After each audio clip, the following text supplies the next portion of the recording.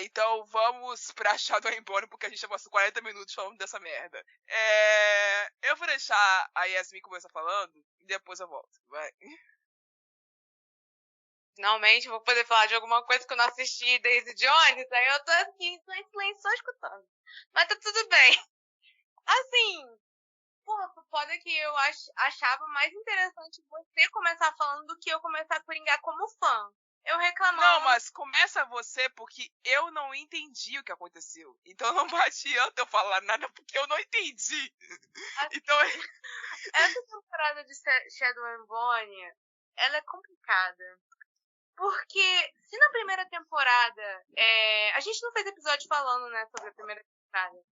Mas que eu já comentei... A gente fez um meio termo, mas não foi...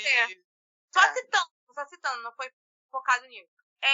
O problema da primeira temporada é que fica um pouco maçante.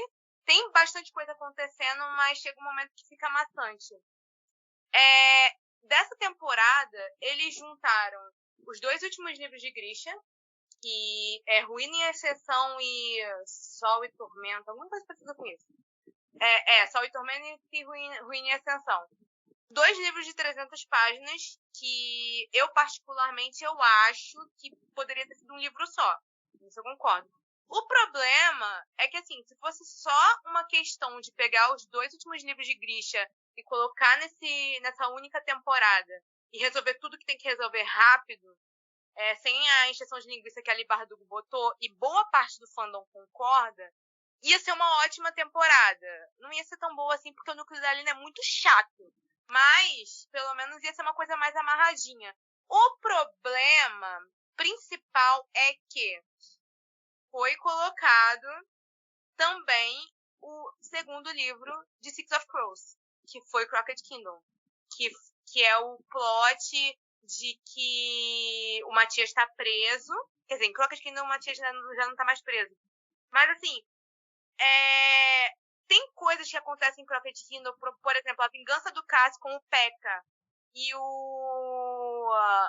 meio que flashbacks do passado do Cass, que foi o fato do porquê ele ter esse problema de toque. Só que, assim, foi muito mal colocado, e isso a Rai viu, foi o quê? 2 episódios, e já meio que começa no primeiro episódio, no segundo episódio, e no terceiro já começa com esse negócio de mostrar essa correria toda, sem necessidade. É uma coisa que precisava... Sim. É uma coisa que precisava mais sensibilidade nesse sentido, porque, cara... E ele, na primeira temporada, ele era um personagem muito introspectivo, vamos dizer assim. Ele tava muito recluso, muito nas sombras do negócio todo. E a gente via que ele tinha alguns problemas, a gente conseguia visualizar que ele tinha alguma coisa errada ali, mas a gente não via porque ele é um personagem tão especialmente sombrio, tão frio e calculista, como diria os Peaky Blinders, que não dava pra você escancarar isso. E agora, na segunda temporada, eles botaram na velocidade 5 da dança do Creu e você acreditou isso. Cara, não tinha qualquer necessidade. Essa trama dele com o P.E.K.K.A., que o P.E.K.K.A. Rowling, tipo assim, o Cass e o irmão dele, eles eram eles moravam numa fazenda, aconteceu uma fatalidade com os pais dele, e eles saíram da fazenda com todas as economias da família porque o irmão dele queria empreender. Ele viu muito vídeo de coach na internet, né? Falou, caramba, vou ser o novo empreendedor e botar 40k de lente no meu dente. E eles foram pro barril para poder empreender. E assim, o irmão dele confiou no P.E.K.K.A. Rowling, que é esse cara grande no barril. E o barril é o nome da cidade, da gente. Esse cara grande nesse centro comercial, ele confiou nesse cara, se apresentou como um grande empreendedor, ele mora numa mansão, o cara é muito foda. E vou pra cidade grande, você me dá teu dinheiro, você vai ganhar o dobro que você tem. E ele confiou nesse menino, nesse cara. O cara pegou todo o dinheiro deles, todo o dinheiro deles e sumiu da face da terra. E tanto que ele tava usando um nome falso. Então, assim, acontece isso, tem um surto de uma doença, como se fosse, não é uma praga, como se fosse uma praga, é outro nome que eles botam, que as pessoas pegam essa doença e elas morrem. E acontece isso, o irmão do Kaz, ele pega essa doença, o Kaz também pega essa doença, só que as pessoas pensam que o Kaz morreu, e pela quantidade de gente que tem morta, não tem espaço no cemitério, eles não conseguem enterrar, então eles pegam todos esses corpos e jogam no oceano, no mar do Porto. E o Kaz está junto. O motivo dele ter esse problema de toque é porque ele ficou muito tempo deitado em cima de corpos mortos, sabe? Tem flashbacks disso na série, mas não tem sensibilidade alguma falando sobre isso nos primeiros episódios. Só bota flashbacks do que estava acontecendo com do George, que é o nome do irmão dele, e do Kaz, esses flashbacks, imitando meio que os flashbacks que teve na primeira temporada da Alina e do Mali, que até se repetem. Tem um episódio que foca um pouco mais nisso, mas não é igual o episódio do Darkling. Eu queria que tivesse tido um episódio pro Kaz, igual teve um episódio do Darkling na primeira temporada, que foi focado no que aconteceu, mas eles quiseram botar isso para poder, como flashbacks, e foi uma escolha narrativa. Não acho uma boa escolha narrativa, mas foi o que fizeram, vou fazer o quê? E aí o que acontece? Resolvem isso do P.E.K.K.A, tipo, muito rápido. Muito, muito rápido. Isso daí se arrasta por 2 livros. Toda essa coisa do Kaz prender o P.E.K.K.A, ele usar a família do P.E.K.K.A de chantagem. Isso a Rai não chegou ainda nesse episódio. Acontece, acho que no episódio 3 ou 4. E assim, não é uma coisa principal. Tá acontecendo junto com o que tá acontecendo no núcleo da Alina, que é esse negócio de ir atrás dos amplificadores, que é um porre. Nossa senhora, é um porre. Todo o núcleo da Alina é um porre. Mas assim, e é muito rápido, é um negócio que se resolve muito rápido para poderem colocar os Skrulls envolvidos também no núcleo da Alina, para eles poderem se encontrar no final para fazer esse crossover. Eu acho que as pessoas, tipo assim, que pegaram esse conceito de vou mesclar os dois, só queria vou fazer um crossover porque as pessoas gostam mais dos Skrulls do que da trilogia Grisha. Então eu vou ter que botar para as pessoas continuarem assistindo. Porque não é uma, não é duas, não é 3 vezes que eu vejo em vários edits do TikTok as pessoas falando que estavam assistindo pulando as partes do núcleo da Alina só pra assistir o Cross, porque, novamente, igual a primeira temporada, eles deram a melhor parte da série. Os personagens são mais interessantes, os arcos Realmente. são muito mais interessantes. São muito sou obrigada mais... a concordar. Não tem o que fazer, sabe? Tipo, eles tentam muito. E é aquele negócio de que, assim, eu gosto muito do elenco, tá? O elenco inteiro, eu gosto muito do elenco inteiro. O Fred Carter como Kaz, ele está matando nessa temporada, porque tem uma cena dele metendo a porrada em vários caras num bar, que aquele cara ele foi possuído pelo Satanás. Tem várias fotos dele no Twitter, e aquela cena foi muito boa. E os Pros, eles têm um negócio que, assim, taca Anjos da Noite. É aquele filme dos anos 2000, brega pra caramba, mas a gente ama. É um slow motion, é umas caras e bocas, é umas poses, assim, que não funcionariam em vários tipos de obras, mas neles funcionam. É um tipo de coisa que eu sinto falta de assistir no cinema, inclusive. Sim, é aquela breguice, aquela farofa que a gente gosta, sabe? Então, tipo assim, eu não.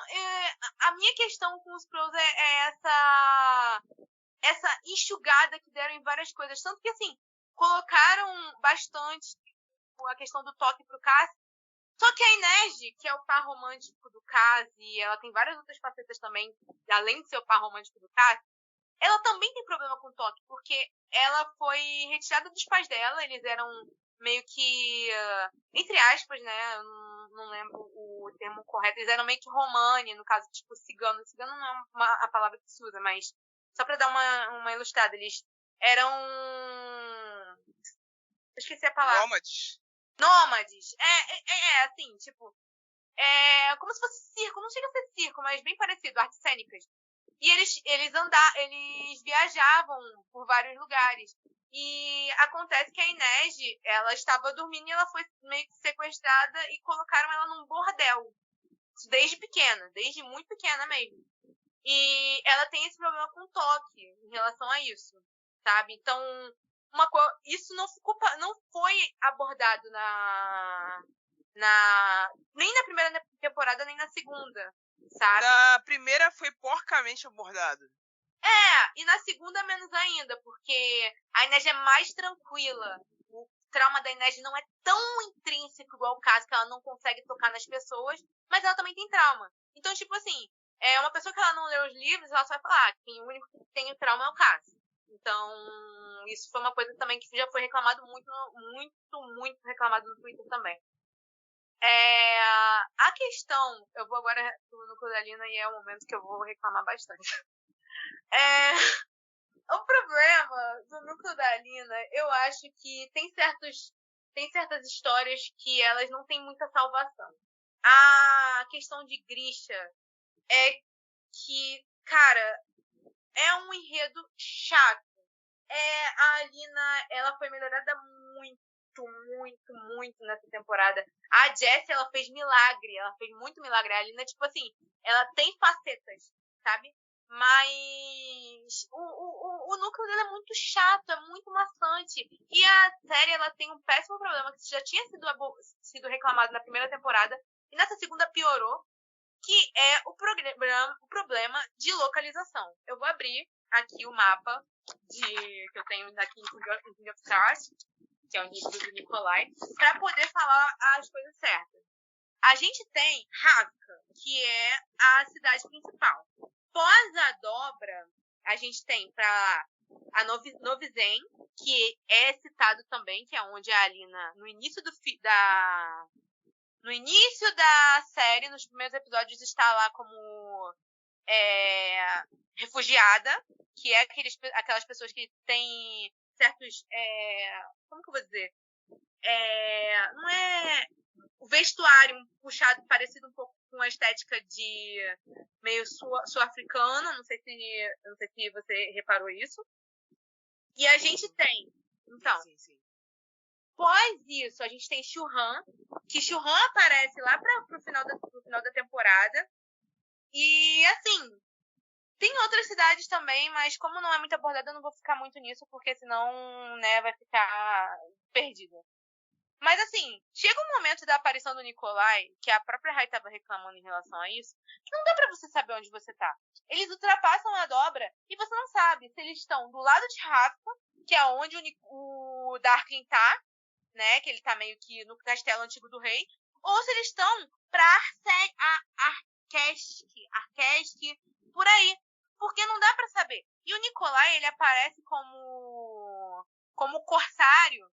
E a questão dele ser o corsário é um negócio muito abordado porque, assim, o corsário é muito famoso. Ele é um pirata famoso, tão famoso que o próprio Cass tem uma questão de, tipo assim, eu conheço esse cara, meio Stan e tal, Stan nível, quão Stan o Cass consegue ser de alguma coisa. Mas dessa vez foi, tipo, tanto faz, ele só gastou o dinheiro dele pra poder acharem a Alina e não sabe por quê, porque, assim, por que ele fez questão de contratar os Crows, que eles ficam em Kitterdam, que é uma ilha longe pra cacete de Ravka. Tá ok, o Nikolai, ele fica andando de barco, mas por que especificamente ele contratou os Crows em Kitterdam, sendo que eles não são nem um grupo de bandidos super famosos, assim, sei lá, você vai contratar alguém pra fazer um roubo muito foda, você vai contratar, sei lá, o bastardo do barril, tipo, não faz muito sentido pra mim, mas pro roteirista fez. E assim, esse problema de geolocalização, você fica muito confusa na questão da série. E isso acontece porque a gente tá num momento em Ravka, aí depois aparece eles indo pra Novizen, vai pra Fierda, que foi o que aconteceu na primeira temporada, que aquela parte de gelo era Fierda, e assim, não tem... Entendeu? Que ficou chamando o Matias de Fierdano, é porque ele é Porra, agora que... Fierda não é nem perto da dobra do Darkling. Fierda não é perto. Não é nem um pouco perto. A gente tem Fierda, tem a Permafrost, que é um lugar completamente congelado. Pós a Permafrost, mais pra baixo tem Ravka. Depois, entre Ravka e Arkesh, tem a dobra do Darkling. Embaixo tem outras cidades e Churran fica bem embaixo de Ravka. Pra você chegar em Churran, você não precisa passar pela dobra. Mas parece que sim, entendeu? É muito confuso, é muito, muito confuso. E Cash é uma ilha completamente separada de Ravka e Fierda. E Novizenha lá na puta que pariu, entendeu? Então, assim, é muito difícil você se localizar nessa série. É muito difícil, principalmente se você for pegar ai, meu Deus. pra se localizar. Então, enfim, problema... O que eu quero dizer sobre tudo isso é o seguinte. Pra esse episódio vão durar 2 horas. Vai durar 2 horas. Vai. Pra eu conseguir falar de Kinders ainda. Porque o negócio é o seguinte. A questão da geografia que a Yasmin tá falando aí é um negócio que pra mim teve muita dificuldade de entender. Desde a primeira temporada. Porque eu pensava que era tudo interligado. Não. Que era tipo uma coisa fronteira da outra. Aquele lugar onde o Mali e a Alina eram crianças e eles estavam naquele orfanato, sei lá, e com aquelas outras crianças que eram normais e era interligado com a cidade principal, que era interligado com o negócio só do navio, que era interligado com o povo que fez o exército, que deu-se na dobra. E pra mim era tudo amarrado e criou uma teia de aranha. E não é, cara. Não é, cara. Não é, bicho. Tem fronteira, e eu falo fronteira entre aspas, porque entre Churran e Ravka tem um espaço de montanhas. Tem montanhas. Tá, é um negócio que não dá pra você entender isso se você só assiste a série. Se você lê o livro, ok, mas vindo de um lugar onde eu só assisti a série, irmão, não deu pra mim, tio. Então, como eu tava me perdendo muito, o que eu escolhi fazer? E é o que eu vou fazer até terminar esse negócio. Eu me concentrei nos personagens e falei, me levem. Resolvo por vocês essa merda. Conta essa porra que eu não vou prestar atenção. Exatamente. Eu não vou tentar. Exatamente. Vocês resolvem, porque eu não vou ficar tentando entender o que tá acontecendo nessa ambientação. Vocês vão me dizer o que é. Porque senão eu vou parar de assistir essa porcaria e nunca mais eu volto.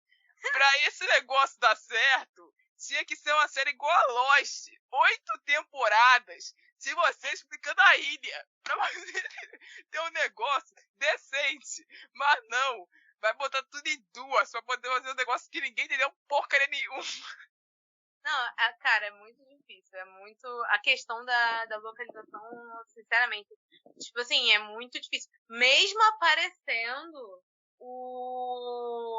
no mapa, sabe? Eles mostram meio que o mapa, mas, nossa senhora, é muito difícil tu saber onde os personagens tá, se o personagem tá perto do outro.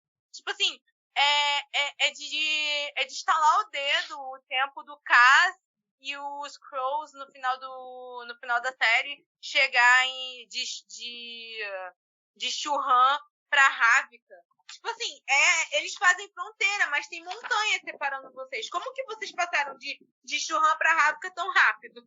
Sabe? Eles estão aparatando, é a única explicação possível. Eles estão aparatando. Os Grishas aí aprenderam essa habilidade. Então, assim, cara, é muito complicado essa questão. E outra coisa que foi um problema pelo fato de terem juntado três livros. E assim, eu falo 3 livros porque tem coisa de COS lá também, que é King of Cards, tá? Assim, cara, vai ter um spin-off dos Corvos. Como que você vai fazer um spin-off dos Corvos se você usou o plot do segundo e do primeiro livro? Tipo assim, o primeiro livro de Sokka é basicamente um sequestro, igual foi com a Alina na primeira temporada. Eles tentaram sequestrar a Alina, inclusive eu acho a participação dos povos assim, eu amo muito eles, é literalmente o motivo de eu estar assistindo essa série. Mas eles são completamente inúteis na primeira temporada, eles estão lá só por estar, porque eles estão pra sequestrar a Alina, eles seguram a Alina por 2 minutos depois a menina foge, não serve pra nada, de criança. Mas o plot do primeiro livro é basicamente esse. Tem uma... E assim, aparentemente, eles vão usar o subplot do primeiro livro nesse spin-off. Isso se não tiver uma próxima temporada de Shadow and Bone. O que estão falando que vai ter, porque aparentemente a série está fazendo sucesso mesmo. Muitas pessoas que eu vi que assistiram a série, mesmo sem ler o livro, terem achado um porre. Eu fico muito chateada com isso. Eu acho que, assim, pra você ter uma adaptação de sucesso, a Netflix não pode estar fazendo essa adaptação. Ou seja, galera que está esperando grandes coisas da Evelyn Hugo, eu acho que você deveria desistir. E assim... não ia ficar HBO? E não vai ser melhor que da Daisy Jones, tá? É da Netflix. Não era da Netflix? É Netflix, vai? É Netflix. Inclusive, eu achei, realmente, a autora foi uma burra, tá? Eu sei que são vários, não é culpa dela, mas eu acho que ela deveria ter agarrado a oportunidade de ter pegado pelo menos os 4 principais, né? Evelyn Hugo, a Carrie Sotos, Malibu Renasce e a Daisy, para um streaming só, para fazer tudo certinho, conectar e os dar 3. Tudo na mão do Prime Video, porque ia funcionar melhor. Pô, amiga, igual você que finalizou e tudo mais, você falou que o Mickey não aparece. Ele é o pilar para os 4 livros terem uma conexão.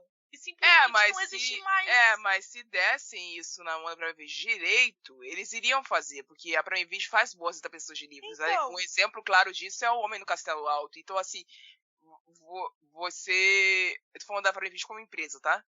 Então, o que foi dado na mão deles, eles usaram. Era uma série só. Exatamente, por isso que eu acho um personagem que é parcialmente descartável, se eu percebi uma série só pra mostrar ele sendo aleatório, pra dar o gancho pra outra série que vai vir. Se é outra série que vai vir. Mas eles colocaram um easter egg ali no meio.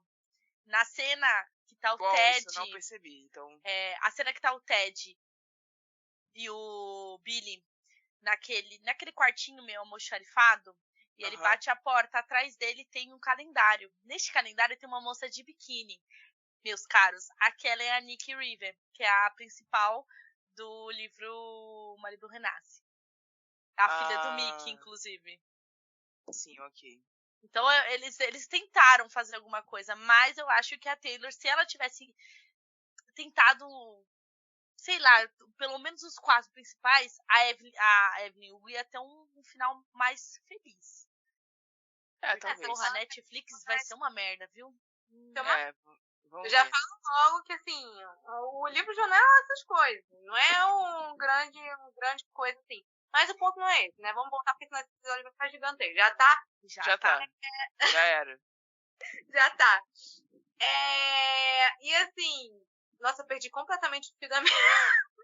Eu não entendi porque você tava falando de Evelyn Hugo, menina. Foi porque eu falei que eles só, tipo assim, eles não souberam adaptar. Eles só colocaram um bando de coisa junta e, tipo, misturou numa farinha, num tutu. E, tipo assim, eu gostei porque foi divertido, mas em certos momentos. Mas, cara, eles botaram muita coisa. Não tinha necessidade disso. E colocaram muita coisa. E coisa que precisava ser desenvolvida. Os relacionamentos interpessoais dos personagens foi pra puta que pariu. O Nikolai e a Zoya foram pro balaio. Que, tipo, ninguém tirava a Zoya do meio do negócio. Tirava o Nikolai de lá. Não faria diferença nenhuma. Sabe? Aparece o Nikolai, aparece ele como um corsário. E ele fica pouquíssimo tempo como corsário. Depois logo taca ele como príncipe mesmo, ele assume que é príncipe, e no final, tipo assim, ele vai lá e dá a identidade de corsário pro Mali. Miley também é outro que, assim, eu gostei do que fizeram com o Miley na série, porque melhoraram muito o personagem do livro era insuportável. Mas o Miley, tipo, ele não serve pra nada. Ele só segue a Alina. É o famoso personagem que, tipo assim, é o par romântico que fica igual 2 de paus e fica andando atrás da protagonista. Mal, tipo, ele tem mais personalidade. Eu acho que isso é muito por causa do Art. Mesmo que o Art não seja um ator muito como ele é um ótimo ator, mas ele é carismático. Ele sozinho, mas o personagem não ajuda. Então, a Raela vai discordar de mim, falando gosto do Art. Então, assim... Não é questão de eu não gostar dele, eu só não acho ele bonito. Você acha ele bonito, Você eu não acho. falou que ele não é carismático. Eu não acho mesmo, não. O personagem, tá? O ator Não. eu desconheço o trabalho dele em outros lugares, então pra mim é indiferente. Eu tô falando do personagem em si. O personagem em si, pra mim, é indiferente. O personagem em si tá fazendo o que ali? Porque ele não serve pra porra nenhuma. Não, ele tá totalmente jogado. E ele é só um baixinho, maromba, careca que tá ali seguindo a Lina. Ele não tem nada pra fazer ali. Ele não lembra coisa. E assim... Ele começou a série dando porrada nos outros, aleatoriamente. É porque e agora ele tá... então, o que acontece? No livro, o Mar tem esse negócio com luta. Ele tem esse negócio com luta. Só que o livro, tipo assim... Não, então... Mas ele quer ser o Leonardo DiCaprio. Ele tá com o clube da luta dele. Só que ele não tem... Ele não tem metade do... Tamanho. Ele é feio. Puta merda. Ele é feio. Preconceito com homens rebaixados. Não. Negativo, mas ele é muito feio. Eu tenho. Ai, gente, olha só, não estamos aqui pra debater a beleza do Art. Aqui, Que beleza! Mas enfim. O ponto é que ele tem esse negócio na primeira temporada de luta, porque o Miley tem esse troço de ficar lutando, sabe? Só que o personagem, ele é tão insuportável que a Alina, ela começa a ganhar um destaque de, tipo assim, o Nikolai faz aquele coisa da proposta de casamento por fins políticos, que ele meio que fala assim, apesar de que o Nikolai no livro ele fica dando em cima da Alina pra caraca, ele tá lá pra cacete mesmo. Mas na série não, sabe? Na série eles têm zero química. Na série ele é meio viadinho, brincadeira, sacanagem. Na série ele é meio viadinho. Com todo respeito. A maior cena de romance, e isso aqui não sou eu shippando os personagens. Eu juro pra vocês, eu não shippei ninguém nessa série. E é muito difícil isso acontecer, porque eu sou a pessoa que faz mais assim do que eu consumo. Então, assim, eu não shippo ninguém nesse núcleo, eu quero que todo mundo se foda. Porque a questão é que, assim, a cena mais com subtexto romântico que acontece na série inteira, isso inclui uma série de, tipo assim, que é um Friends to Lovers, tá ligado? Os personagens estão junto o tempo todo, eles ficam se abraçando e se beijando o tempo todo. A cena com mais subtexto romântico foi o Nikolai abraçando o Miley, falando, não, que você não vai morrer, e que não sei o que você vai dar tudo certo, papapá. E assim, você fica, gente, era pra ele ter química com a Alina. Eu não vi isso, então eu não vou discutir. Essa série, ela é mais pra frente. Deixa eu falar, eu esqueci o nome do garoto agora. O sidekick do Cass, o negro. O único personagem negro daquela série.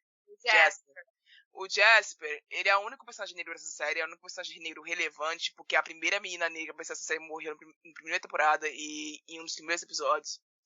Eu achei isso uma pouca vergonha. Eu entendi, tá? Vou dizer a vocês que eu entendi que o propósito não era manter muitos personagens de interpretar as pessoas pretas, até porque tem outras pessoas racializadas ali. Então, dá esse protagonismo para quem merece, tanto dentro dos livros quanto dentro da série. Porém, eu vou confessar que como uma pessoa que está acostumada a ver esse tipo de narrativa onde a personagem preta morre para criar subterfúgio pra uma pessoa branca crescer em cima, que foi o que aconteceu com a Alina na primeira parte da série, Eu achei isso ofensivo. Foi rápido, mas foi ofensivo pra mim.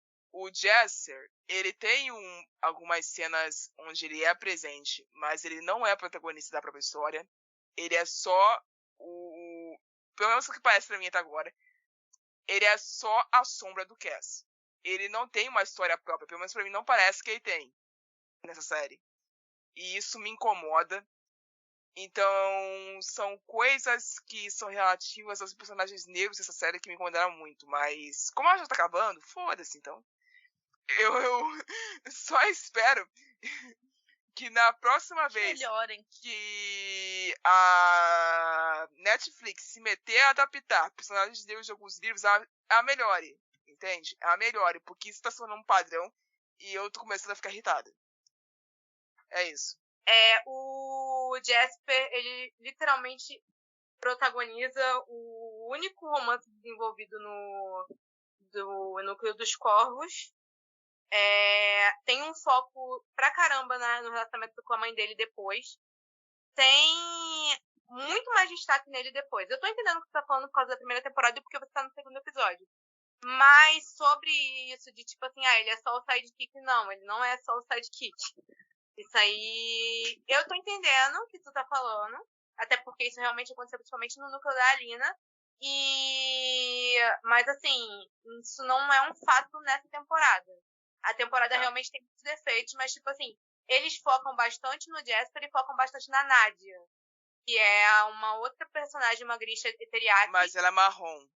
Não, a marrom é a Zoya, a Nadia é negra. Ela... sim, a Nadia eu tá vendo? Ela é tão Ela não tem destaque. Ela não tem destaque na primeira temporada. Vendo? Ela é tão whatever que eu esqueci dela. Então, ela não tem destaque na primeira temporada. É outro problema, entendeu? É esse negócio. Sim. Mas assim, a partir dessa outra temporada, eles dão um pouco mais de destaque pra ela, não vou falar que é bastante. É pra ela e pro irmão dela, que ambos são pretos, tá? Que assim, sendo honesta, no núcleo da Alina, eles não têm tanto destaque assim, eles têm bastante aparição, tem bastante fala e tal. Mas os protagonistas ainda são os mesmos protagonistas da primeira temporada, não tem o que fazer. Mas a questão do Jasper, realmente ele tem destaque pra caramba. O romance dele com o Willan não é desenvolvido, porque eles colocaram um subtexto de que eles se conheciam antes, eles já tinham dormido juntos e tal, mas estão se reencontrando. Mas o único romance, questão psicológica, questões sobre o Jasper ser um Grisha, que ele é um Grisha, ele tem essa coisa dele conseguir atirar muito forte, muito, muito bem e tal, do tiro dele sempre ir bem, que ele controla metal. E tem uma questão de, tipo, que provavelmente nas próximas temporadas ele vai começar a aprender a controlar muito isso. Tem o porquê dele esconder isso, porque a mãe dele, ela era Grisha também, só que ela morreu tentando salvar uma outra pessoa em Novi Zen, que é o lugar onde a Alina estava escondida. Então, assim, tem muito desenvolvimento dele nessa temporada. Então, só corrigindo essa questão aí que você falou. Não, tá ótimo, tá certo.